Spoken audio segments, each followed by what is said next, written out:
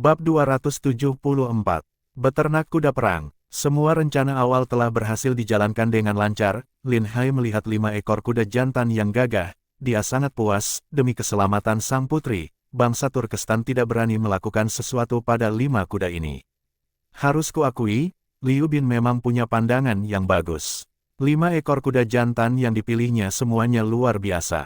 Liu Bin dengan rendah hati menjawab, sambil memberi hormat, dia berkata, apa yang aku lakukan ini tidak seberapa, masa depan kuda-kuda perang ini sepenuhnya tergantung pada Tuan Lin. Tenang saja, aku sangat yakin dalam hal ini. Jawab Lin Hai, setelah berdiskusi, sekarang Lin Tianhui sudah bisa kembali ke ibu kota, tugas pertahanan bisa diserahkan kepada para komandan bawahannya. Sebagian besar pasukan juga harus ditarik mundur, biaya yang dikeluarkan di perbatasan terlalu besar, sekarang hanya perlu meninggalkan pasukan yang secukupnya. Selama ini pasukan di perbatasan terlalu banyak, sehingga keuangan istana tidak mampu menanggungnya. Setelah mengatur semuanya, Lin Tianhui memimpin pasukannya kembali ke ibu kota, membawa serta 5 ekor kuda jantan ini. Di sepanjang perjalanan, perlindungan terhadap kuda-kuda jantan ini sangat ketat. Mereka diberi makanan terbaik. Untuk memastikan kondisi fisik kuda-kuda ini tetap prima, semua orang penasaran bagaimana Lin Hai akan menggunakan 5 ekor kuda jantan ini untuk membiakkan cukup banyak kuda perang guna membentuk pasukan kavaleri. Bahkan Lin Tianhui pun bertanya secara pribadi. Lin Hai pun menjelaskan proses pembiakannya. Qiao Er dan Lin Ruoxue mendengarnya hingga wajah mereka memerah, dan langsung pergi menjauh. Setelah mendengar penjelasannya, Lin Tianhui sangat terkejut. Benarkah metode seperti itu bisa berhasil? Percayalah, Tuan, asal mengikuti langkah yang aku jelaskan, pasti tak akan ada masalah. Sekali proses, kita bisa membiakkan ratusan kuda sekaligus. Setelah masa pemulihan, kita bisa mengulang proses yang sama. Dengan cara ini, dalam setahun kita bisa membiakkan ribuan kuda berkualitas. Lin Hai tidak membesar-besarkan angka tersebut. Karena kondisi medis di zaman itu sangat buruk, serta keterbatasan obat-obatan dan kebersihan, dia berbicara dengan hati-hati. Namun, Lin Tianhui sangat bersemangat. Akhirnya dia melihat secercah harapan, jika kuda perang dinasti Xia tidak kalah dengan kuda Turkestan, ditambah lagi dengan banyaknya besi yang telah diproduksi untuk membuat senjata dan baju besi berkualitas tinggi, dinasti Xia akan mampu melawan bangsa Turkestan tanpa kekurangan apapun. Saat itu, kesempatan untuk menyerang balik Turkestan akan tiba. Setiap tahun, dinasti Xia harus mengeluarkan banyak uang untuk bertahan dari ancaman Turkestan, menyebabkan kas negara menjadi kosong. Jika dinasti Xia bisa mengalahkan Turkestan sepenuhnya, maka mereka akan punya kesempatan untuk pulih. Ditambah lagi, dengan kemampuan Lin Hai, dinasti Xia pasti bisa menjadi kuat.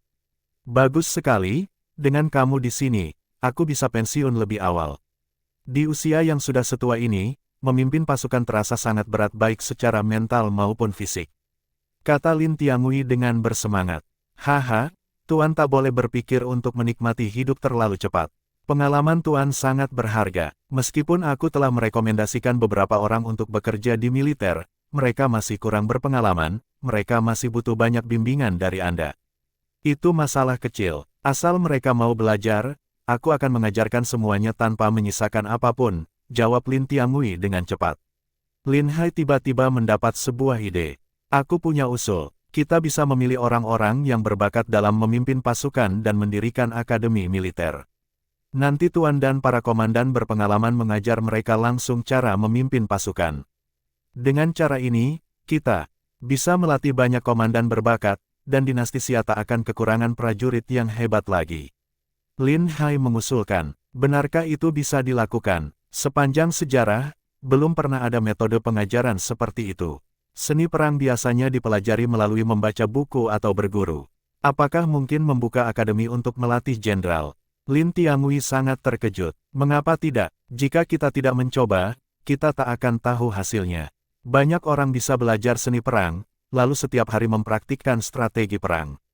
Setelah mereka lulus, jangan langsung beri mereka komando, tetapi biarkan mereka jadi wakil komandan, ikut belajar lebih banyak lagi. Setelah berpengalaman atau berjasa, barulah mereka diberi komando. Dengan cara ini, kita bisa melatih banyak jenderal berbakat dalam waktu singkat. Dinasti Xia punya banyak musuh, masalah kekurangan prajurit seperti ini jelas tidak bisa dibiarkan, kata Lin Hai serius. Lin Tianhui, yang bijaksana, merasa bahwa usulan ini sangat baik.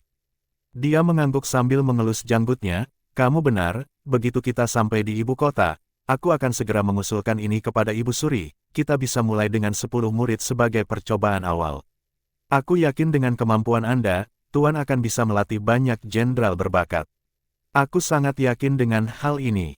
Pada masa itu, rasa hormat kepada guru sangat tinggi. Para murid yang dilatih Lin Tianggui untuk memimpin pasukan pasti akan setia padanya, yang membuat Lin Tianggui lebih mudah mengendalikan pasukan. Meskipun di usia tua Lin Tianggui tak bisa lagi memimpin pasukan, para muridnya akan tetap melaksanakan kehendaknya dan menjaga kesetiaan pasukan. Itulah yang paling penting. Lin Hai memberikan banyak saran, menjelaskan semua manfaatnya. Banyak orang enggan mengajarkan keterampilan mereka kepada orang lain dan lebih memilih membawa ilmu tersebut ke liang kubur, sehingga seni perang tersebut hilang begitu saja. Ada juga yang hanya melatih 1 atau 2 murid seumur hidup. Jika murid tersebut mengalami kecelakaan, maka ilmu perang itu pun akan lenyap. Lin Hai berharap lebih banyak orang bisa mewarisi seni perang Lin Tianggui, agar dinasti Xia tetap terlindungi, meskipun ini hanya saran yang muncul sesaat. Kedepannya Lin Tianggui akan dihormati oleh generasi berikutnya sebagai dewa perang. Semua pemimpin pasukan mengaku sebagai muridnya, menjadikannya sosok legendaris dalam sejarah. Saat kembali ke ibu kota, Gong Yanwu sekali lagi mengadakan upacara penyambutan besar-besaran. Lin Tianggui sangat dihormati oleh rakyat di ibu kota, mereka semua keluar untuk menyambutnya. Ini adalah pertama kalinya pasukan Turkestan dikalahkan secara frontal. Setidaknya dalam beberapa tahun ke depan, Turkestan tidak akan mampu melancarkan serangan besar lagi. Rakyat akhirnya bisa hidup dengan tenang dan damai, citra Lin Tianggui pun semakin meningkat. Setelah bertemu Gong Yanwu, Lin Tianggui tidak menunjukkan sikap sombong sedikitpun. Dia turun dari kuda dan memberi hormat dengan sungguh-sungguh. Kemudian mereka pergi ke istana untuk menerima penghargaan. Setelah semuanya selesai, Lin Hai membawa 5 ekor kuda jantan itu pulang dan memastikan mereka dijaga dengan ketat. Kuda-kuda itu diberi makanan terbaik dan harus dijaga agar tetap dalam kondisi terbaik. Lin Tianggui juga tidak berdiam diri. Dia memilih kuda betina terbaik dari militer untuk dikirim ke tempat Lin Hai. Setelah beberapa hari dipelihara, mereka mulai proses pembiakan buatan. Lin Hai melatih beberapa orang untuk merawat kuda. Kuda ini memastikan mereka mengikuti prosedur yang dia jelaskan dengan ketat. Setengah bulan kemudian, ternyata kuda-kuda betina tersebut sudah hamil. Lin Tianggui sangat senang. Ini membuktikan bahwa metode Lin Hai memang bisa berhasil, bahkan, lebih dari 90% kuda betina telah berhasil hamil, hasil yang sangat mengejutkan. Sekarang mereka tinggal menjaga kuda-kuda ini dengan baik. Setelah anak-anak kuda lahir, mereka baru bisa dinilai apakah mereka memenuhi syarat untuk menjadi kuda perang. Bab 275. Proposal. Lin Hai hanya sesekali pergi ke kantor pemerintahan untuk mengurus urusan, sementara sebagian besar waktunya dihabiskan untuk berdagang. Pengiriman barang kedua telah berhasil dikirim dengan aman, ditambah lagi, bangsa Turkestan dan dinasti Daxia telah berdamai, dan kedua belah pihak tidak berperang lagi. Hubungan dagang antara kedua pihak menjadi lebih lancar. Pemerintahan dinasti Daxia juga mulai memasok garam kepada suku Turkestan, menambah sumber pendapatan baru. Yu Huasi juga telah menyiapkan segala sesuatu untuk menikah dalam waktu dekat ini. Lin Hai mengundang Lin Tianggui untuk menjadi saksi pernikahan mereka, meskipun tidak ada satupun keluarga bangsawan yang hadir dalam acara pernikahan tersebut. Dengan bantuan Lin Tianggui sebagai pembawa acara, pernikahan itu tetap mendapatkan penghormatan yang cukup. Qi Fengmao dan Meng Bofei, yang selama ini sibuk belajar dengan tekun, juga diminta oleh Lin Hai untuk membantu pernikahan tersebut. Yu Huasi sekarang menjadi jenderal termuda di pemerintahan, sehingga mereka senang bisa menjalin hubungan baik dengannya, dan mereka juga tahu bahwa Lin Hai sedang memberi mereka kesempatan. Dengan memanfaatkan momentum pernikahan Yu Huasi, Lin Hai juga melakukan promosi melalui surat kabar. Hadiah lotre dinaikkan 2 kali lipat.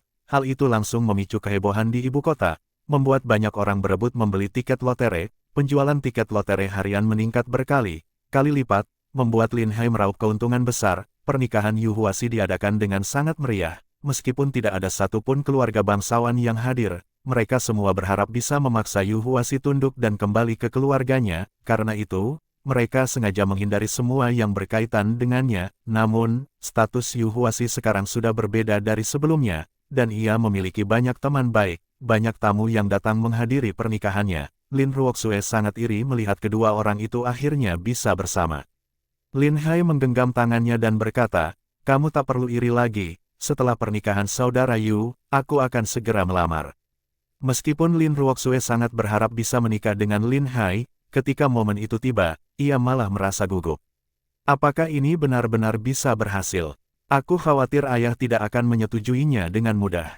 Segalanya bisa diatur, aku yakin bisa membujuk sang raja untuk menyetujui hal ini. Ya, aku percaya padamu. Apapun yang terjadi, aku akan berada di sisimu.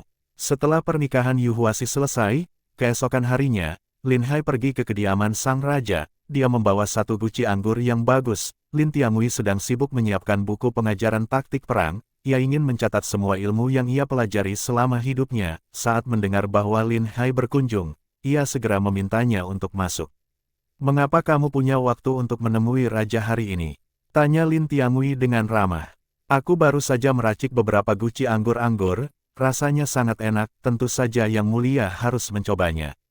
Oh, anggur, aku harus mencobanya. Rasa penasaran Lin Tiangui langsung terpicu. Lin Hai membawa 2 gelas kaca baru yang dibakar.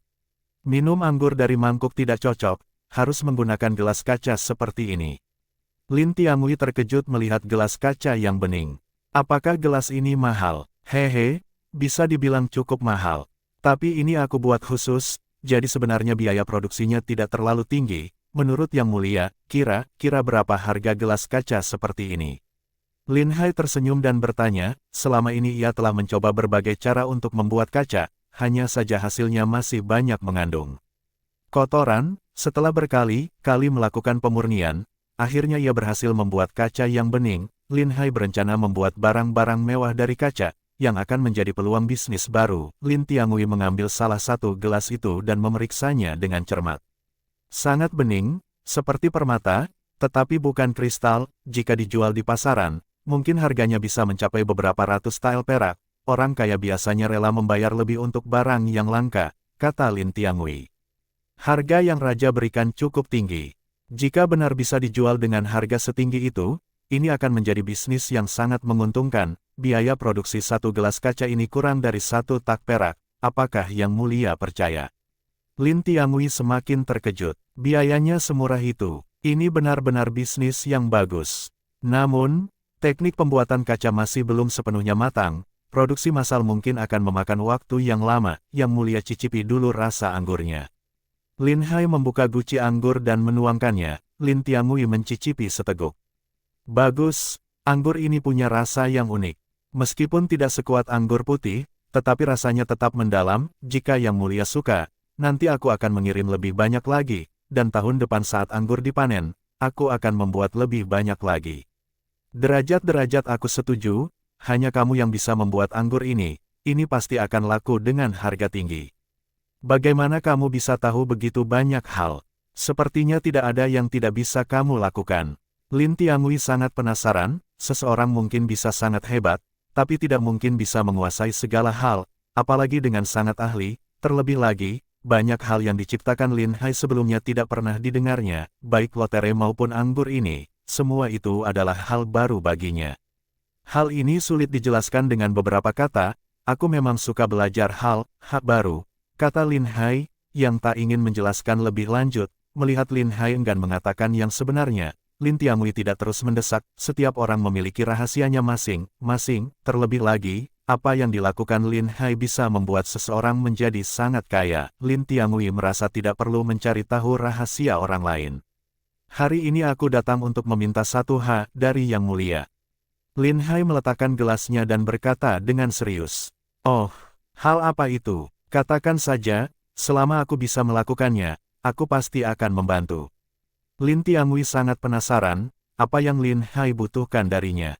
Sebenarnya, aku sudah lama ingin memberitahu Yang Mulia, aku dan Ruoxue saling mencintai. Aku berharap Yang Mulia bisa merestui kami, dan menikahkan Ruoxue denganku. Lin Tiangui mendengarkan, tetapi tidak langsung menyetujui. Dia mengelus janggutnya dan berpikir sejenak. Hubunganmu dengan Ruoxue sudah aku perhatikan dari awal. Jika kamu benar-benar ingin menikahinya, aku bisa mempertimbangkannya. Namun, ada satu syarat, istrimu yang sekarang akan menjadi selir, dan Ruoxue akan menjadi istri utama.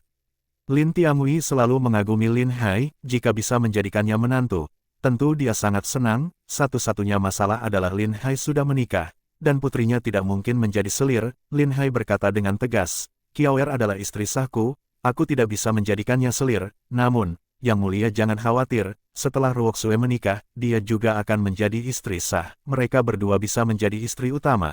Apakah itu boleh? Omong kosong, mana ada orang yang bisa menikahi dua istri utama? Lin Tiangui menegur dengan keras. Orang lain mungkin tidak bisa, tapi aku yakin aku bisa. Baik Kiaoer maupun Ruoxue tidak akan saling bersaing, mereka berdua akan setara, tanpa ada perselisihan. Sungguh terlalu naif. Ruoxue adalah putri pangeran yang terhormat, dia adalah anak perempuanku satu-satunya, meski kamu bilang mereka akan setara, orang luar tetap akan menganggapnya sebagai selir jika menikah belakangan.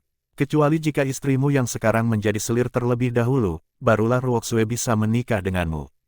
Lin Tiangui menghela napas dan menjelaskan dengan bijaksana. Bab 276. Ditolak, hal seperti itu tidak akan pernah terjadi. Aku akan menikah dengan sah, dan aku akan memberitahu seluruh ibu kota. Aku tidak akan membiarkan siapapun bergosip. Kiaoer dan Ruoxue, satu mengurus urusan rumah tangga dan satu lagi mengurus urusan luar, sangat cocok. Sama sekali tidak akan ada perebutan status, kata Lin Hai dengan serius. Itu menurutmu? Orang sering berkata bahwa omongan orang sangat menakutkan, tidak peduli seberapa hebat kamu tidak akan bisa menghentikan omongan orang. Jika kamu tidak bisa memenuhi permintaanku, maka Ruoxue tidak akan bisa menikah denganmu. Sikap Lin Tiangui sangat tegas, Lin Hai hanya bisa memiliki satu istri sah. Pilihannya adalah menjadikan Kiaoer sebagai selir, jika tidak, dia harus melepaskan niatnya untuk menikahi Lin Ruoxue. Apakah raja tidak percaya padaku? Jika demi menikahi Ruoxue, aku akan membuat Kiaoer menderita seperti itu. Apakah nanti aku akan meninggalkan Ruoxue demi menikahi orang lain? Jika aku menjadi orang seperti itu, apakah raja masih berani menikahkan Ruoxue denganku? Lin Hai berkata, tidak masuk akal. Ruoxue adalah putri raja, jika kamu berani mengkhianatinya, aku tidak akan mengampunimu meskipun harus mengorbankan segalanya. Lin Tiangui sangat marah. Itulah sebabnya aku tidak akan membiarkan perempuan manapun yang menjadi milikku menderita. Jika mereka menikah denganku, aku akan memperlakukan mereka dengan tulus dan tidak akan pernah mengecewakan mereka. Meski kamu berkata sehebat apapun, aku tidak akan menyetujui hal ini. Pulanglah dan pikirkan hal ini baik-baik. Jika ingin menikahi Ruoxue, Kiaoer harus menyerahkan status istri sahnya. Lin Tiangui melambaikan tangannya, dia tidak tertarik lagi untuk melanjutkan minum, dia langsung berdiri dan pergi. Lin Ruoxue yang sedari tadi mendengarkan dari samping, melihat Lin Tiangui tidak setuju, dia segera keluar untuk memohon. Ayah, aku ingin menikah dengan Lin Hai. Tidak peduli apakah kamu setuju atau tidak, aku tidak akan menikah dengan siapapun kecuali Lin Hai. Lin Ruoxue berkata dengan keras. Ini tidak bisa diterima. Sebagai orang tua, aku yang berhak menentukan pernikahanmu. Jika kamu terus bicara sembarangan, aku akan mengurungmu di rumah dan tidak akan pernah mengizinkanmu keluar lagi. Lin Tiangui membentak dengan keras, dia sangat marah, putrinya yang biasanya penurut kini berani melawannya di depan orang lain. Aku tidak peduli, aku tidak akan menikah dengan siapapun selain Lin Hai. Jika tidak, aku akan pergi dan menjadi biksuni. Lin Ruoxue juga marah, sikapnya menunjukkan bahwa dia tidak akan menyerah sampai tujuannya tercapai. Ruoxue, jangan buat Yang Mulia marah, biar aku yang ngurus masalah ini, aku yakin Yang Mulia akan menyetujui pernikahan kita. Lin Hai tidak ingin terjadi perselisihan antara Lin Tiangui dan Lin Ruoxue karena masalah pernikahan, bagaimanapun, Lin Tiangui hanya memiliki satu putri kandung. Jika mereka bertengkar, bukankah akan sangat menyedihkan? Lin Hai berkata sambil memberi isyarat pada Ruoxue untuk tenang. Lin Ruoxue menghela napas dan pergi, Raja Lin juga menghela napas. Dia selalu menyukai Lin Hai, meskipun Lin Hai sudah menikah, dia masih bersedia menjadikannya menantu, namun, sebagai seorang raja, dia memiliki prinsip sendiri, bagaimana bisa dia membiarkan putrinya sejajar dengan seorang wanita biasa. Tidak peduli seberapa terbuka pikirannya, dia tidak akan bisa melakukannya. Sebagai seorang raja, dia memiliki harga diri. Jika dia benar-benar menyetujui permintaan Lin Hai, maka seluruh keluarga kerajaan akan menanggung malu. Lin Hai, pertimbangkanlah permintaanku ini, ada beberapa hal yang bisa aku terima, namun, ini menyangkut batasan, dan bagaimanapun juga aku tidak bisa menyetujuinya. Lin Tiangui berkata, lalu berbalik dan pergi. Aku juga memiliki batasanku, yaitu aku tidak akan pernah membiarkan perempuanku menderita. Jika Yang Mulia benar-benar tidak menyetujui, maka aku tidak punya pilihan lain lagi. Aku akan melarikan diri bersama Ruo Sue. Kalau perlu, kami akan meninggalkan ibu kota dan tidak akan pernah kembali lagi. Lin Hai berkata dengan tegas. Berani-beraninya kamu. Kamu adalah pejabat pangkat 4 di pemerintahan, jika kamu melakukan hal semacam ini, jangan harap Ibu Suri akan mengampunimu, bahkan seluruh dinasti Xia tidak akan memberimu tempat untuk hidup.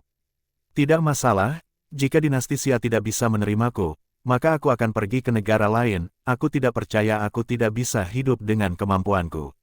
Sifat keras kepala Lin Hai muncul, dia tidak mau mengalah sedikitpun. Mereka berdua saling menatap sebentar, namun Raja Lin tetap tidak mau menyetujui. Lin Hai pulang, juga, awasi istana, jangan biarkan Nona besar keluar tanpa izinku. Pelayan mendekati Lin Hai dan berkata, Tuan Lin, Raja sedang marah.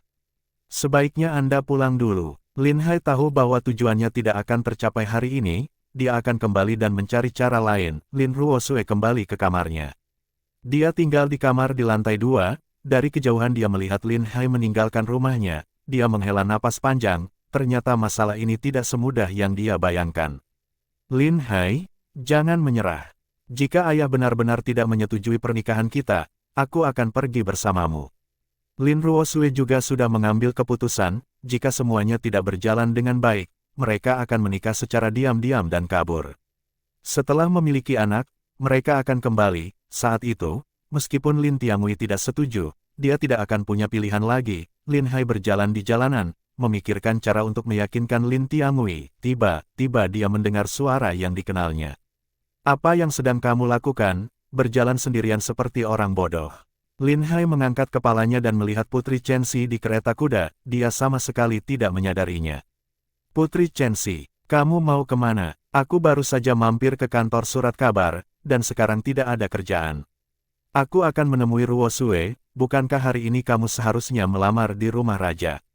Melihat wajahmu sekarang, sepertinya kamu tidak berhasil, ya. Lin Hai tersenyum pahit dan berkata, penglihatanmu sangat tajam, Putri.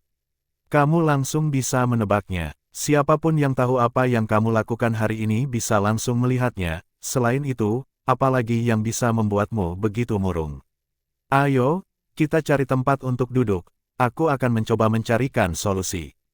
Kamu bahkan belum menyelesaikan urusanmu sendiri, bagaimana kamu bisa membantu mencarikan solusi untukku? Lin Hai tidak yakin kepadanya, Putri Chenxi langsung tersinggung dan wajahnya memerah, dengan nada marah dia berkata, kamu ini benar-benar keterlaluan. Aku bermaksud baik untuk menghiburmu, tapi kamu malah menusuk jantungku.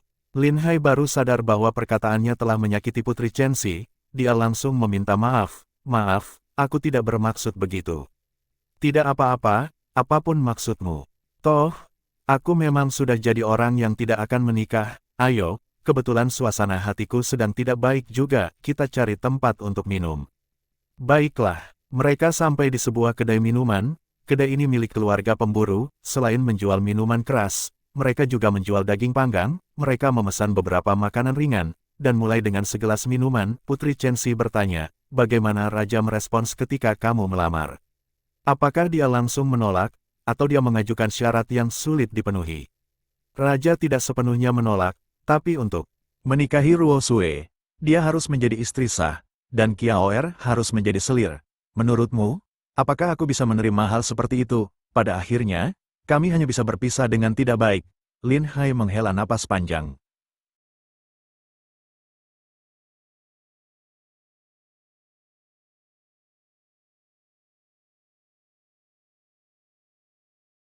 Bersambung